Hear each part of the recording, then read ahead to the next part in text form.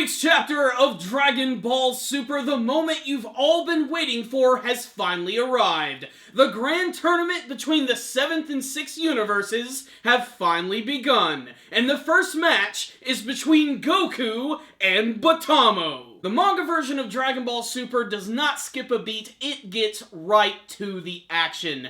This week's chapter of Dragon Ball Super was really awesome. We got right into the fighting. Goku versus Botamo, who basically is like an anime version of Winnie the Pooh. Botamo the Pooh, chubby little cubby, he'll kill you with his lasers. This week's chapter of Dragon Ball Super was a grand introduction to this amazing tournament arc. We got to learn a little bit more about some of the fighters from the 6th universe. Let's just go ahead and talk about all of these guys. First and foremost, there is Cabba, who is the Saiyan from the 6th universe. Now, the biggest difference between the Saiyans from the 6th and 7th universes is that the ones from the 6th universe are not evil. They don't go around planet to planet destroying everything and selling the spoils to a galactic overlord. In fact, it's the exact opposite. They're actually heroes, or as Cabba says, they destroy evildoers. Now, does that make Cabba a weaker fighter than Goku and Vegeta?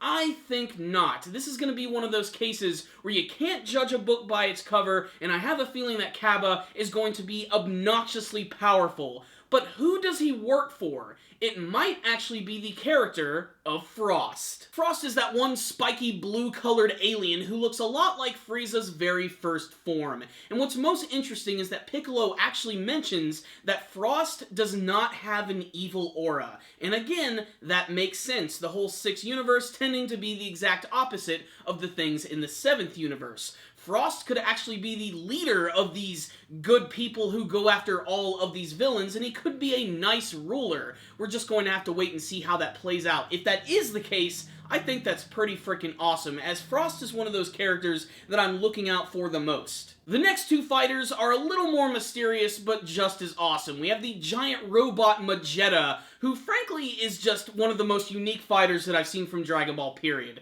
Just the fact that he is a giant organic living robot from a planet of other organic giant living robots. It's very strange, and I cannot wait to see who's going to end up fighting against him. And then there's the character of Hit. Yes, that is his name. He is that one purplish-looking alien who sort of looks like a combination of a Namekian and even Frieza species. So much so that my personal theory is that this character might actually be of the same species as Frost and Frieza, but might have actually lost his tail in battle. This could be a tailless version of someone from his race, or it could be just something entirely new. Who knows? Like I said, it's sort of like a composite of all of the popular aliens from the Dragon Ball series. He even kind of reminds me of Pikkon, just a little bit. And then, of course, there's Botamo, who fights in this week's chapter. This character is, again, another one of those characters where you can't judge a book by its cover. He's big, he's chubby, he's goofy looking, he looks way too much like Winnie the Pooh with the yellow and red color scheme,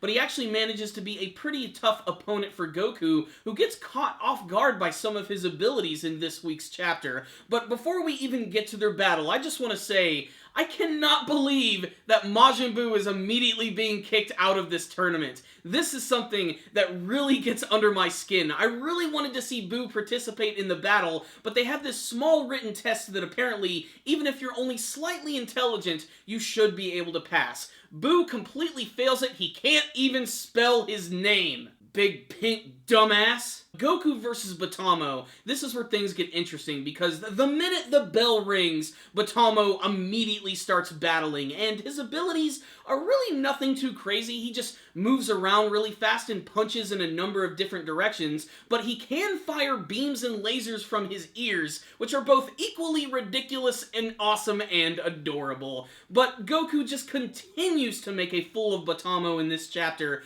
where basically he's trying to exercise his lunch away. He's feeling a little sluggish, and basically this is sort of his excuse to sort of warm up a little bit before he gets to the real matches, and he feels that he's probably going to be able to beat Botamo pretty easily because he ends up knocking him around, but every single time he gets close to the edge of the ring, he always bounces right back, and according to Champa, it seems like Botamo is going to have one special secret ability which he has not unleashed quite yet. Is it going to be a brand new technique? Is it going to be a transformation? Who knows? knows? Is there the potential that Goku could actually lose in the very first round?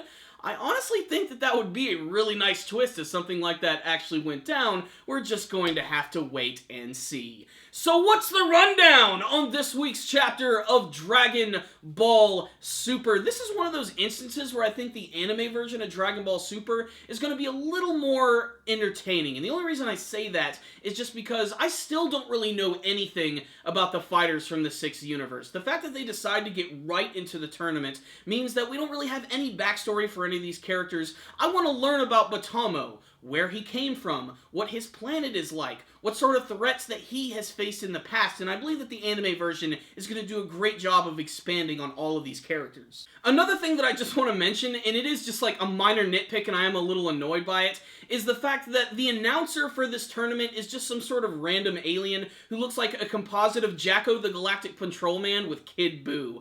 I was really sort of hoping that there was a small possibility we might get the same announcer from the Budokai Tenkaichi. Why he would be there in the first place, though, would make absolutely no sense. I would have just thought it would have been funny to actually bring him back because he's been, like, the MC for, like, every single tournament in the series. Maybe even bring in some of those guys from the other world. Again, this is something that I believe they could probably change for the anime version, but we're just going to have to wait and see. The battle between Goku and Botamo really is just the beginning. Basically, they wanted to make Botamo seem like something of a weakling, but it's very obvious in a lot of the panels that Goku is even shocked by just his overall power and his speed, especially with his flurry of punches which come from multiple directions at once. And I really love how Goku is going back to using his speed to get around the opponent. It totally reminds me of the old days when Goku was a little kid fighting in the Budokai Tenkaichi tournament, and that's really the vibe that I'm actually getting from this arc right here. It just feels like classic Dragon Ball with some brand new characters and some brand new stakes.